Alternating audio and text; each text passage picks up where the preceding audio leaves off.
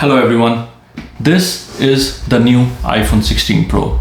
I've been using it for last 2 weeks and today I just want to discuss if iPhone 16 Pro is the right device for you if you have already or have used iPhone 15 Pro Max or iPhone 14 Pro Max. What's new, what's not new, what you should do and what I am doing. On the front, if you look at it from the back, I don't think you can even tell that this is a new or an old iPhone unless you choose the desert titanium color, which I do have here. If you have an iPhone 15 Pro Max and you're thinking, okay, let me see what I wanna do. I wanna go into the Apple Store. I wanna see what's new in the iPhone 16 Pro. I don't think you'll find a lot of difference because of the smaller bezels. I believe they are 30% smaller than the last year's iPhone Pro and Pro Max. So they're 30% smaller, but that allows Apple to increase the screen size from 6.1 to 6.3 on the smaller Pro version and from 6.7 to 6.9 on the 15 Pro Max. The reason I decided to go with iPhone 16 Pro instead of iPhone 16 Pro Max, 16 Pro Max, which is 6.9 inch, is that over the last 1 year, I've been using iPhone 15 Pro, and sometimes I felt that it's a bit too big for me. I'm not able to type it very comfortably. Notification center, it's not a one-hand device stuck here, and that has been causing me issues. So I kept thinking that okay, maybe this time I will go and try the smaller Pro version. So when I went to the Apple Store, I looked at 15 Pro Max as side by side to 16 Pro Max. Overall, the difference in both 6.7 and 6.9 was not huge. It was a little bit heavier. Difference was very minimal. Like you wouldn't notice it if you don't have it side by side. But when I looked at the iPhone 15 Pros and 16 Pro, I really felt like this is a good size, especially now that it has gone from 6.1 to 6.3, even though the usability is still the same. The screen is still the same. You don't have to go all the way up. You can go easily to everywhere by using it in one hand.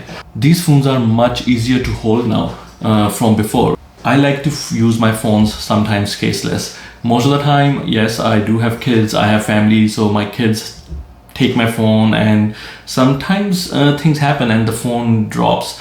So what I like to do is I always like to get Apple Care for my phone. And one thing I've noticed is if I'm using the phone without a case, I'm thinking about not dropping my case or my phone. I don't know if it happens to other people, but what I feel is when I'm using it without caseless, especially on the iPhone 15 Pro Max, because it's such a big phone, my grip is not always 100%, and especially when I'm typing with one hand, there is a chance that I'll drop the phone, which I don't think that I've felt with iPhone 16 Pro. I was able to use it easily with one hand. I was able to use it caseless for the whole week, and I don't think there are any nicks. So I love that this USB-C is standard across all the iPhone devices now. So iPhone 16 and iPhone 15, they're all USB-C, so one less cable for me to worry about. I think my next goal is to get every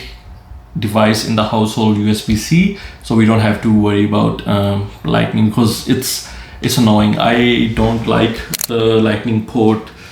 The USB-C is such a good universal that I can charge my MacBook, my iPad, my Android device, because I almost certainly always have an Android device which I'm playing around with as well. Coming back to the iPhone 16 Pro and the iPhone 15 Pro review, phone is a little bit heavier, but I didn't notice it because I am coming from the Pro Max version, so it's lighter to me. But if I was using iPhone 15 Pro 6.1 version, then I would feel it a little bit heavier. So what's the difference? A17 Pro in this one, the chip in iPhone 15 Pro Max, and the iPhone 16 Pro Max has the newest and the greatest Apple A18 Pro chip.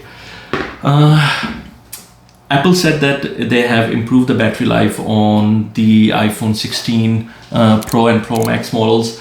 But to be honest, I was very happy with iPhone 15 Pro Max battery as well. I wake up at 7 o'clock and by the time I get to bed at like 12 or 1, my phone was still at around 30% or 25 to 30. I've been using iPhone 16 Pro for last 2 weeks, so I wasn't able to exactly tell, but even with higher usage, I was able to, by the end of the night, I was at around 20%. So let's talk about what are the new things in the 16 Pro version.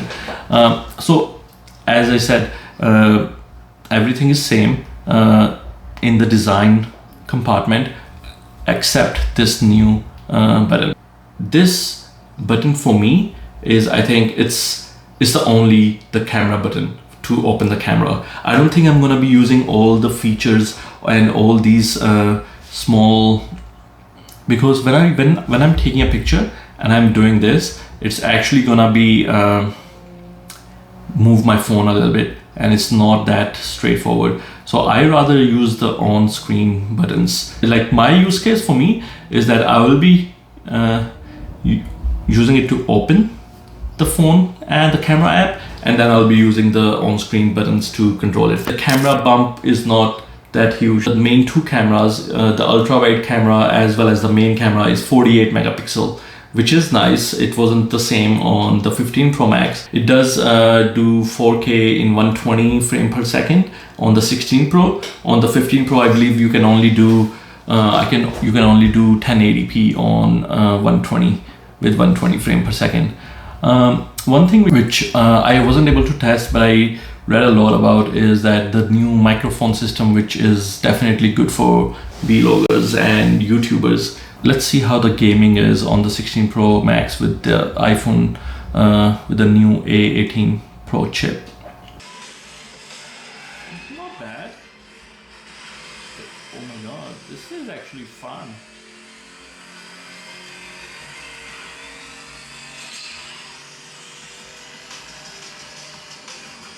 So even the screen is smaller, but I was really into it. Because Apple did not release this Apple Intelligence with the launch of new iPhones, I feel like they have let down a lot of their customers. They have let down me at least, because I'm getting this brand new phone and I don't have the features which I was sold this phone on. I have to wait until the end of the year for all the Apple Intelligence features. So I think that is something which I'm very disappointed to hear. So what I did install the iOS 18.1 on my 15 Pro Max, and I have been testing the Apple Intelligence feature. Now let's get to one of the biggest selling points for this phone, for the iPhone 16 Pro. The biggest thing for this year is that the main camera and the ultra-wide camera are the same 48 megapixel, and then there is a telephoto camera which is the same as the last year. I did like it captures more detail. I like that there is a new camera. I really like this different moods which are new in the iPhone 16 Pro. I wish they release it with iPhone to earlier models as well, but you know how Apple is. They want to sell you the new iPhone, and I'm sure they will say that this feature is only possible because of the new A18 Pro chip, but I doubt it that's the case. I'm pretty sure they can do it. They just they wouldn't do it because it hurts their business. That's their business, to sell the latest and the greatest. Put some of that and see how it differentiates from the iPhone 15 Pro Max, and I'll link it in this video as well. You can also see the pictures which I have taken when I went to the park with my daughter. So they should be. So these are the pictures which I took with my daughter when I went to the park. You can see the difference in iPhone 15 and iPhone 16 Pro. There is not a lot of difference. You cannot tell them apart. Very minor.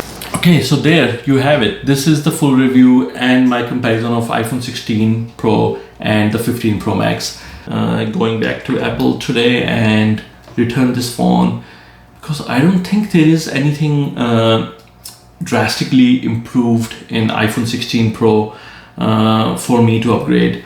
I love that it has the US. I love the smaller size. I think the next phone which I will get after iPhone 15 Pro Max is probably gonna be a Pro size. So that's it for this video.